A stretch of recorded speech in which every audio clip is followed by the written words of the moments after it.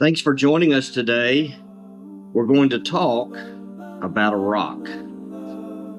In a world that's loud and scattered, we dive deep into what really matters. Faith, leadership, truth, and grace.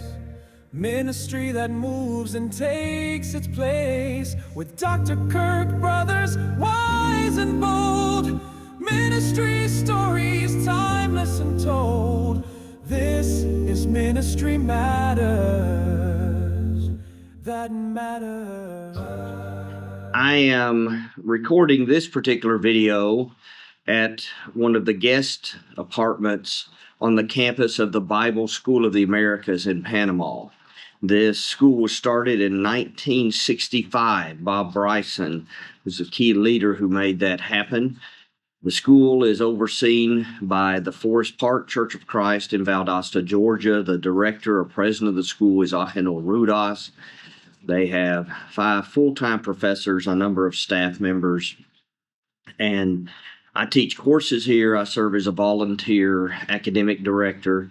So Dr. Wayne Kilpatrick, a retired teacher from Heritage, normally teaches a course this week, and he couldn't go, so I'm his fill-in. But the reason I have this rock is I taught a course this week on archaeology and geography of the Bible for the students here at the Bible School of the Americas. So I brought pottery, a number of things with me. When I finished my undergrad, I lived in Israel for the summer, and while there, I spent a month living and working in an archaeological dig with Drew University at the site of ancient Caesarea. In fact, my dig team, you have teams within the team. Our focus was on finding the main street of Caesarea in the first century. We're trying to map out the city and how their city streets would have worked. And so I lived there all summer. I have a lot of artifacts. I have a number of pieces of pottery that go back 2,000 years, some of them a little further than that. So this just happens to be a stone I picked up in a dry creek bed in the middle of the Valley of Elah. Probably millions of people have done the same thing in the last 2,000 years. It's the only one that I didn't have packed up somewhere where I couldn't get to it. All my pottery I have to pack carefully because I'm about to go to the airport. But I just wanted to mention that if you're a preacher or a teacher, if you're involved in teaching in the church in any way, be a student of geography, history, and archaeology. Now, I know some people enjoy those things more than others. I happen to enjoy it. I get it that not everybody does, but it'll make you a better preacher, a better teacher, a better Bible class teacher if you will invest in some history. You know, as I think about Caesarea was the Roman government capital in this area. In fact, they were the administrative the central administrative location in that area for 600 years. And so it was just a hugely important city. So, how do you end up with a centurion in Caesarea? Well, it was the Roman headquarters. They had 5 cohorts stationed there. There were 6 cohorts in Judea and Israel. One's in Jerusalem. 5 of those are stationed in Caesarea. So there's just all kinds of information that could help you in studying, for example, the book of Acts. Caesarea comes up over and over in the book of Acts. They're traveling through it. You've got the story of Cornelius there. You got, Philip and his daughters go live there. You've got Paul in prison there. Just lots of stories. And I think about the story of Cornelius. If I don't know a little bit about geography and history, then I'm going to struggle to follow the text as it talks about that journey from Caesarea to Joppa. That's a 30-mile journey. Typically would take, a day and a half for the average walker. Now, these guys have got horses because, they work for a Roman centurion. But even with that, they had to ride through the night to get there. So just knowing a little geography would have been a big deal. So you think about Peter coming back to Caesarea to study with Cornelius. He's bringing 6 folks with him, Jews from Joppa. They get to Caesarea. I mean, it's got the largest man-made harbor in the world. The harbor breakwall went out 1,500 feet. An engineer, a Roman engineer, had invented hydraulic cement that would harden underwater.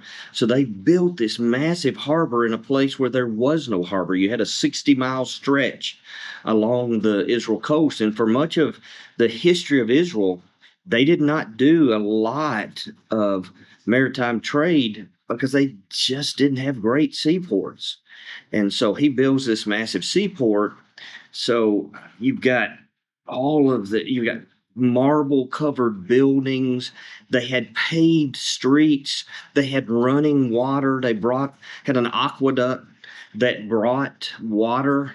You actually had a tunnel through Mount Carmel that connected to a spring that then connected to a series of aqueducts that brought water. It was 12 miles just of aqueducts.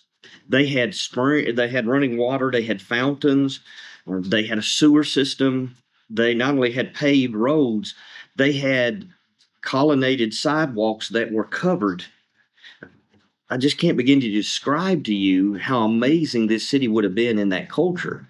So I want you to think about that. You've got these guys from Joppa. You got Peter, who's a fisherman from Galilee, and they're showing up in this city, and they're going to the home of a Roman centurion. A Roman centurion made 15 times what a Roman soldier would make, a regular soldier.